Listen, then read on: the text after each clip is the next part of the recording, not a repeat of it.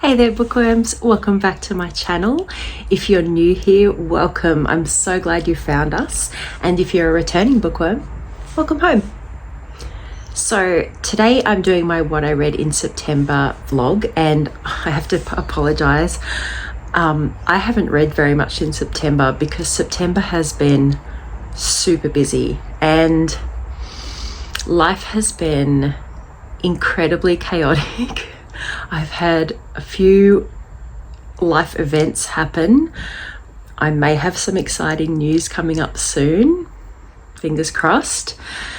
And I haven't read as much as I would have liked because life just got in the way, as it does sometimes. And while I did get some reading done, this video is going to be a little more ad hoc than normal because I actually have an assignment due in. This is Wednesday and I have an assignment due in next Wednesday night and I haven't started it. Yay, student of the year. So I'm going to get onto that starting tomorrow. But firstly, I'm just going to quickly film this vlog and let you know what I've been reading. So get cozy, get something warm to drink, and let's talk books.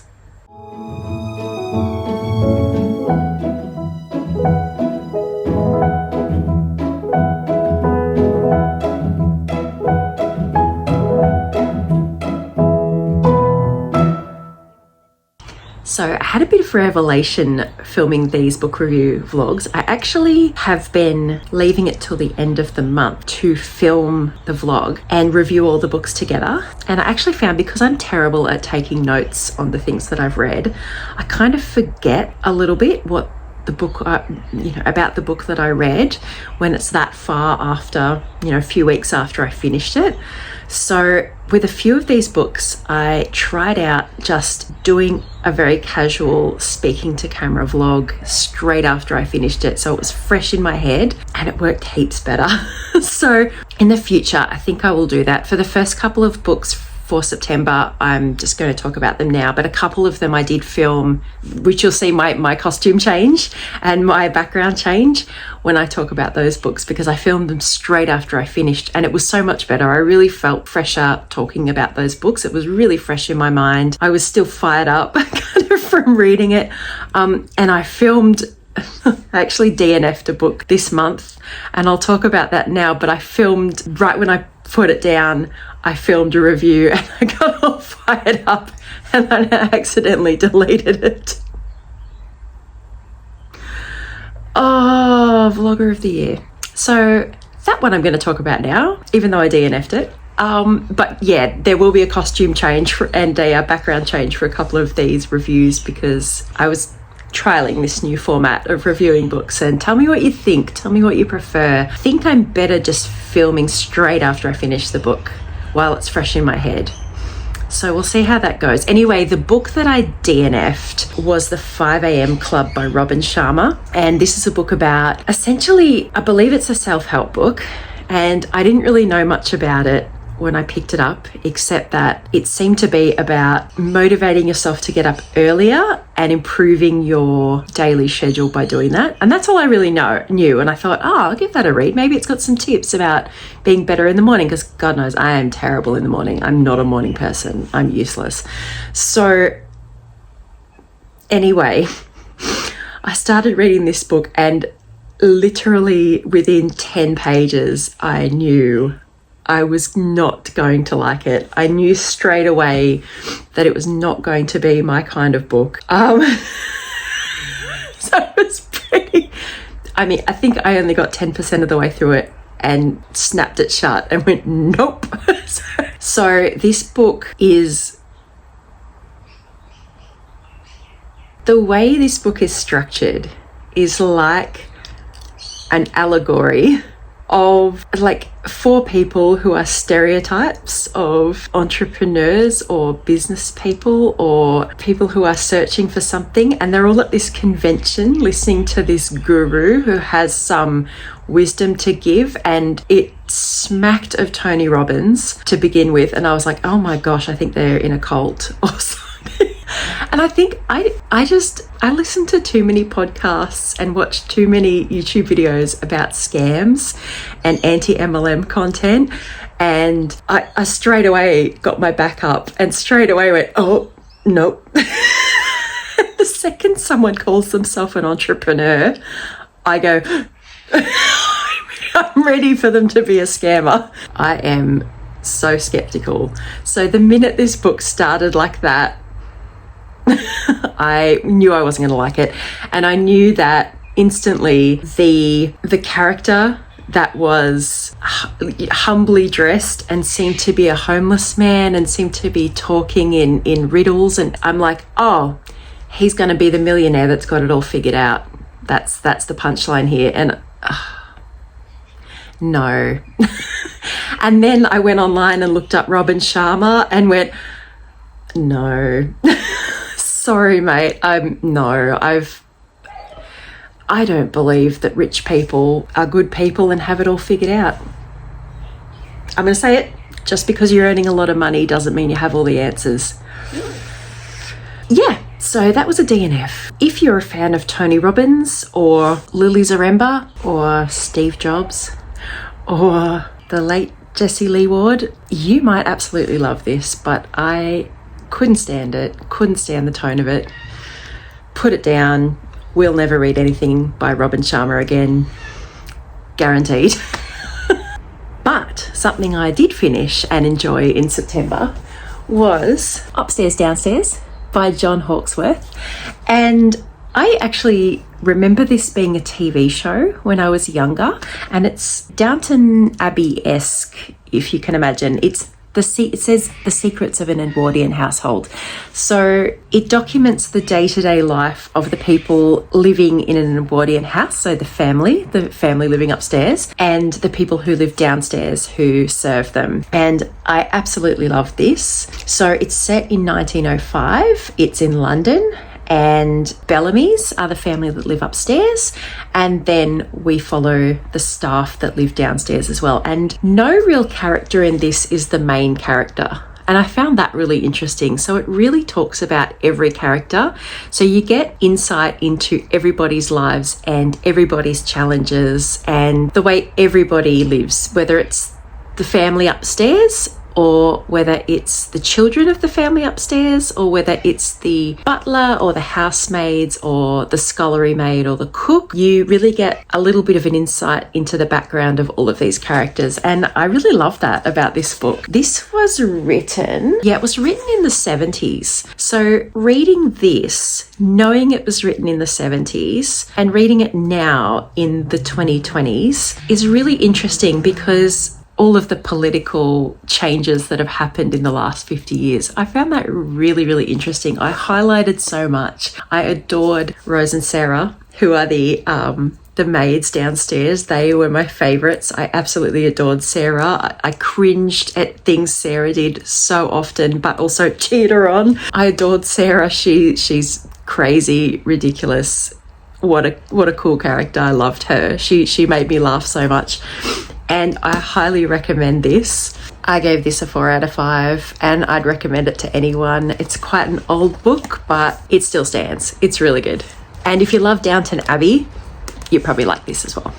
So another book that I finished in September was Between Us by Mhairi McFarlane. I listened to this on Libby. This is it here. This is the cover. And Mhairi McFarlane is becoming one of my most favourite authors. I was tipped off to her by Hayley Pham, who is also a YouTuber. Go check her out. And she adores her, and I concur. She's fantastic. I love her books. They're romance, but I would say the way that they deal with bigger issues, they're a bit more literary, if you get my drift. They really do. The romance is not the main plot focus of the book. So this book is about Roisin and her long-term partner Joe.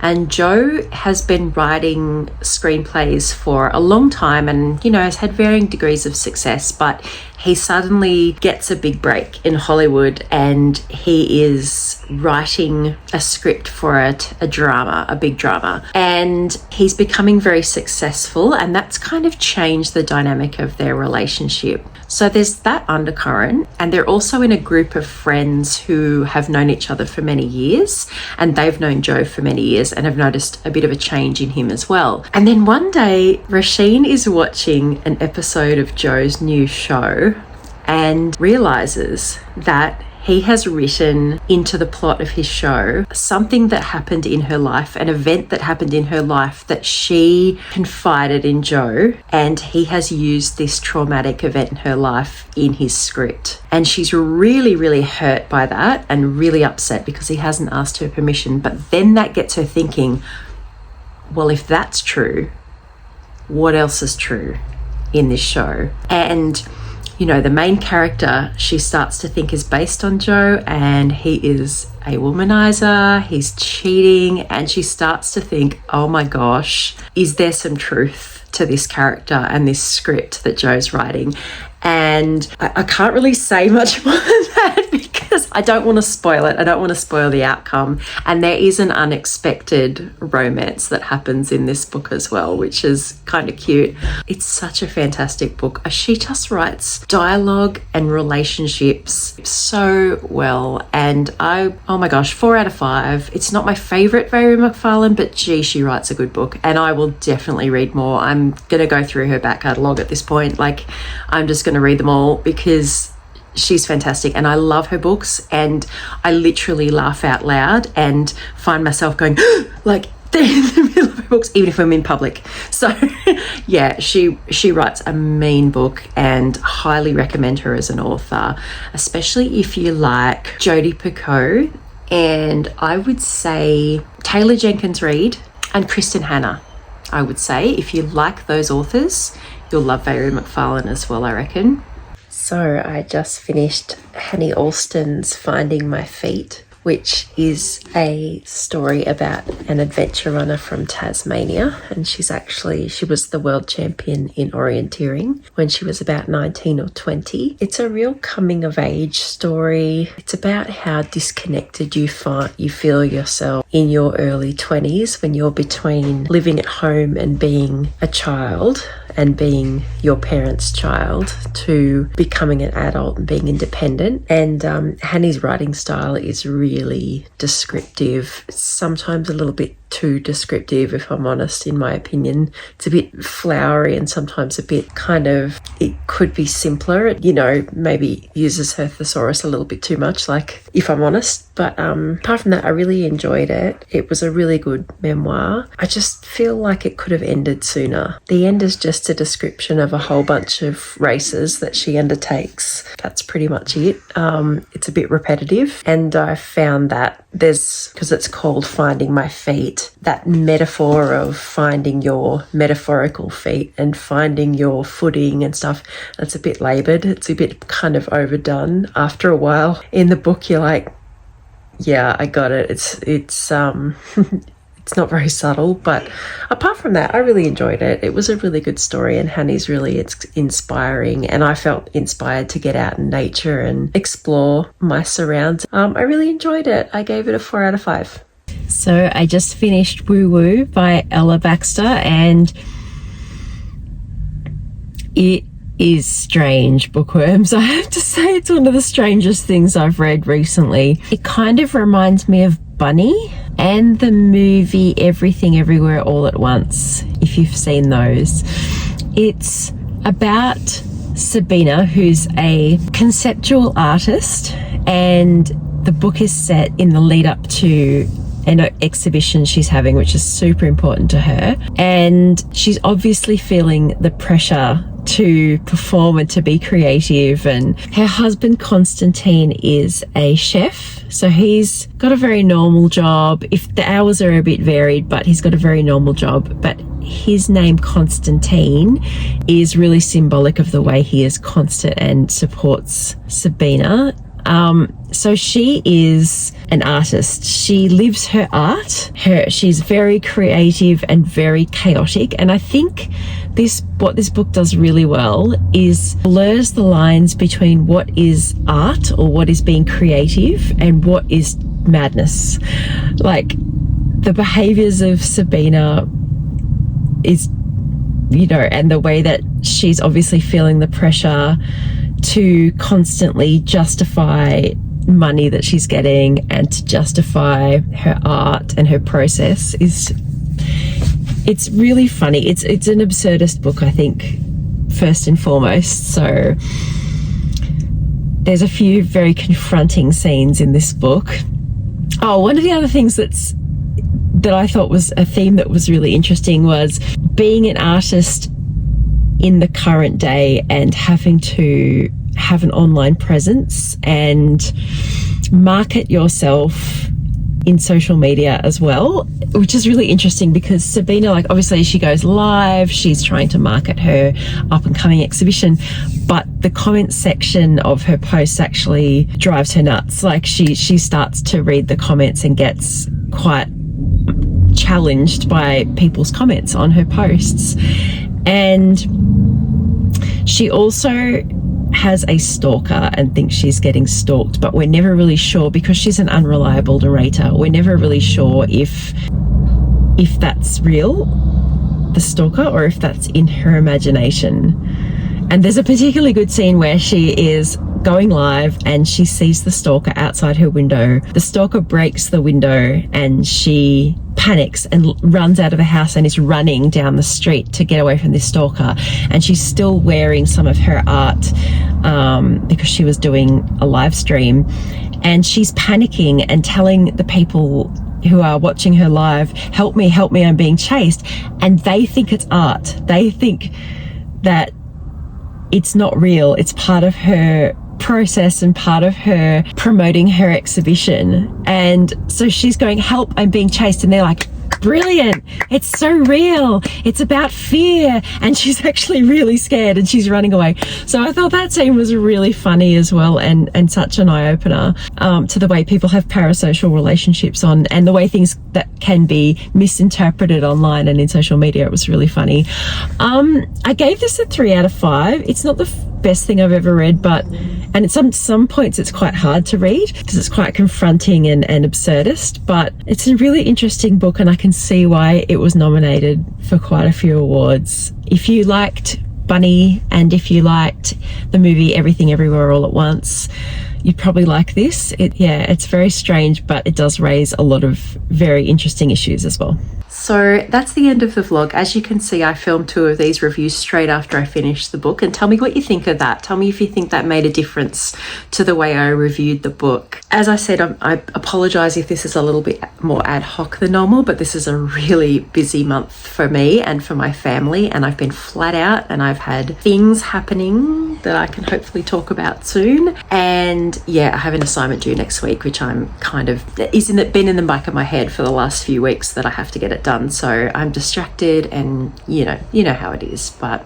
anyway, so apologies if this wasn't like the normal vlog, but I hope you enjoyed the reviews. I hope you got some inspiration for your own reading. Don't forget to like and subscribe and send all your other bookworm friends over here so they can join us in the comments down below. I really enjoy your comments. Thanks for commenting, and don't forget to comment down below anything great you're reading at the moment. I love a good book recommendation at the moment. Tracy from my work at the library, she's recommended this. She's given me this to read and she adored it, couldn't put it down, couldn't stop thinking about it. She is a mad keen reality TV fan and she watched no reality TV shows this month. She just read this. She loved it so much. And she's now ordered every book that Frida McFadden has written. So that's a big recommendation from her. And she loves a thriller. She's a mad keen thriller reader. So I'm really keen to read this. And I've also got Butter happening down here, another recommendation from a colleague. So pop yours down below if you're reading anything fantastic, or if you DNF'd a book and absolutely hated it, tell us about that too. So I'm going to leave it there, folks. I've got to get dinner on for the family, and I hope you enjoyed today's vlog. Please be kind to yourself. do something nice for yourself today. Make yourself a warm cup of tea, and I will catch you in the next vlog. Mwah!